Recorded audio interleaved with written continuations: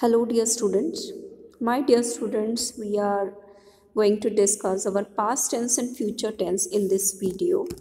You may also see here on the screen the structure of the past tense in the active as well as in the passive form.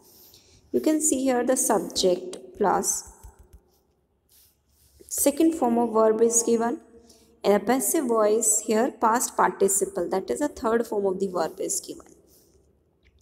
Here the formation you can see. In affirmative sentences, second form of the verb is used with all the persons as Hari came to my house yesterday. They work on a very big farm. Now I'm coming to the next page here. In negative sentences, place did not. In negative sentences, place did not after the subject and use first form of the verb. As Ramesh did not sleep for 2 hours, you did not see me yesterday. In interrogative sentences, place did before the subject and use first form of the verb after the subject. Here example, did you buy this book yesterday? Where did Lata meet you an hour ago? The past indefinite tense is used. Here the use of past indefinite tense is also given. We are just discussing it also. The past indefinite tense is used when past showing time like yesterday, ago, last, etc. is given in the sentence. As I received your letter yesterday, he passed a matriculation examination last year. Now, in the second, to express a past action or event. For example, I saw many deer in the zoo. Edison invented the gramophone, etc. And third use to express a habit or custom in the past. For example, Gandhiji always spoke the truth. The Aryans believed in the oneness of God. In the fourth use to express an action which is going on at a time stated. For example, while he took tea, he read a newspaper. She was watching the television when I went to her house. While Gita sang, Sita danced. Now, my dear students, I am coming to my past continuous tense. You can see here. Past continuous tense, the structure is also given subject plus was or were plus verb, first form and ing. But in the passive form, we will write being plus third form of verb. Now, in affirmative sentences, we use was, were according to the subject with first form of the verb plus ing. As a baby was weeping in the room, the children were playing football in the ground, etc. In negative sentences, we put not between the helping verb and the present participle, first form plus ing of the main verb. As a baby was not weeping in the room, children were not playing in the field. In interrogative sentences, the helping verb is put before the subject, as were the boys putting up notice board, where were the children playing, why were the children weeping in the room. Now we will see the use of past continuous tense. Here, the past continuous tense is used to denote an activity which was in progress at the same point of time in the past. As the aeroplane was taking off at the time, and I saw Sushma in the college, she was sitting in the library. Now see, this tense is often used together with the simple past tense to show activity was in progress while another took place. As I was shaving when the telephone bell rang. Suresh was taking tea when I entered the room. Okay, now see the past perfect tense. Here had plus third form of verb is given.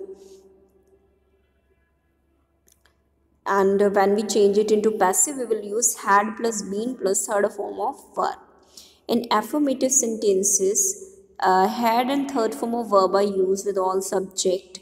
As I had already seen Mohan, the bell had gone before I reached the school. In negative sentences, we use not after had, as he had not left the place till I reached there. The patient had not died before the doctor arrived. In interrogative sentences, had is put before the subject, as had he crossed the road till then, had the child slept before her mother came, like this. Now we will read our use of past perfect tense. It is used to denote an action which had been completed before another action had begun. Here, for example, we went for a walk after the rain had stopped. The rain had stopped when we entered the room. The train had left before I reached the station. Okay. Here, some special notes are also given. The two actions are in the same way related to each other. The earlier event is expressed in the past perfect tense and the later in the simple past. To express an unfulfilled wish in the past. For example, I wish I had accepted the offer. To express an unfulfilled condition in the past, if you had worked hard, you would have passed. If he had come to me, I would have helped him. Now, to denote an action which contains the word already, before, till, since, etc., as he had already heard the news, I had not seen this film before. When from a point of time in the past, we look backward at an event that happened earlier in the past. As at 10 a.m., all the members had arrived. By evening, we had walked 20 kilometers. Now, see the past perfect continuous tense. Here, the structure is given had been plus first form of verb and ing. In affirmative sentences, had been plus present participle are used with all subjects. For example, he had been working hard for 10 years. Now, Kapil had been playing cricket for many years before he has made captain. A negative sentence is not is introduced before had and been, as he had not been working hard for the last 10 years. An interrogative sentence is had preceded the subject and been followed it as. Had he been ringing for an hour before the servant came?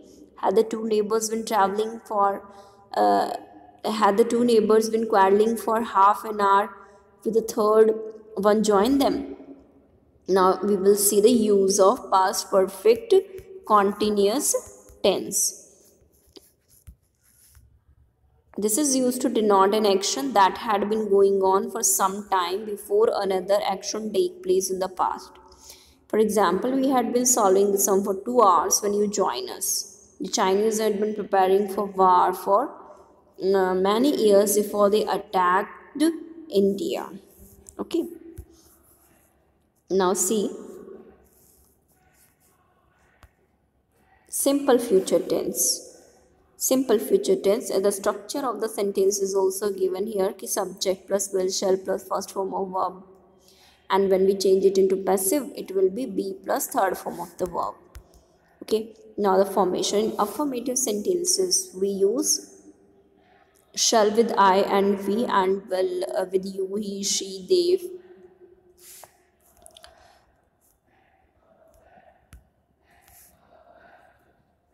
For simple future tense. Now see the second. For colored future, use will with I and we. For colored future, use will with I and we and shall with you, he, she and they. As I shall go to Delhi tomorrow, but I will fight against corruption. You shall get a prize. In negative sentences, not is added after will or shall. For example, you shall not go to market if it rains. You will stay here till I come. In interrogative sentences, place will or shall before the subject and first form of the verb after the subject. Shall I open the window? Will you go to Delhi tomorrow? Now see the use. A future indefinite tense is used to denote a future action or event. We shall play cricket tomorrow. She will do it next week. To denote the principal clause of a conditional sentence, if he works hard, he will pass examination. If you hire a rickshaw, you will catch the train. Now, in the future continuous tense, will or shall plus be plus first form of verb ing is used. In affirmative sentences, will or shall be is used according to the subject, followed by the present participle form. He will be watering the plants at the time. You will be playing hockey then. A negative sentence is not is introduced between shall or will and be. As I shall not be teaching this lesson then, you will not be waiting for the reply next week, etc. In interrogative sentences, shall or will is placed before the subject and be follow it as will they be living in our house next week?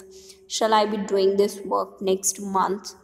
Now, use of the future continuous tense. It is used to denote an action that will be going on sometime in the future. For example, it will be raining when you reach home. We shall be playing football tomorrow evening. Now, see the future perfect tense. So, the rule is given have plus third form is given, and in the passive form, we will write have been plus third form of verb. And affirmative sentences use will or have or shall have according to the subject, and at third form of the verb, as I shall have finished the work before morning, and the farmer will have reaped the harvest before April.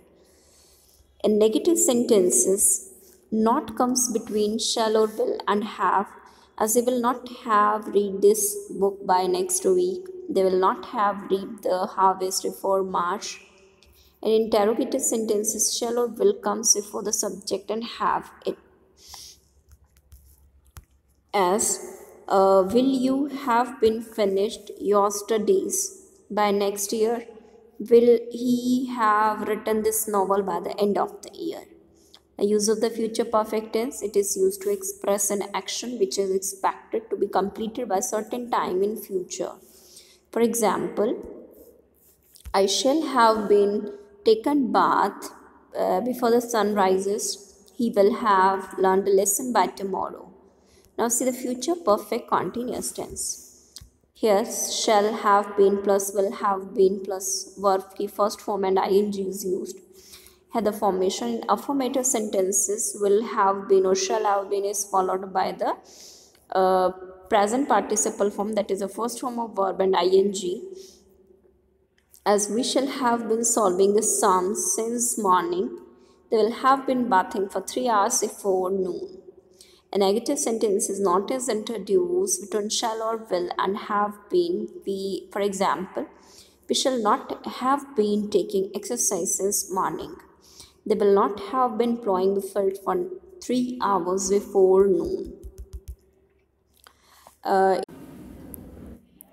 In interrogative sentences, shall, will comes before the subject and have been follows it as will he have been waiting for you since morning? Will you have been painting for the picture for 2 days? Had the use is given. The future perfect continuous tense is used to denote an action that will have been going on at or before some point of time in future. For example, by next month we will have been living in Rohtak for 10 years. The team will have been practicing for an hour before the match begins. So this is all about your tenses. Thank you everyone.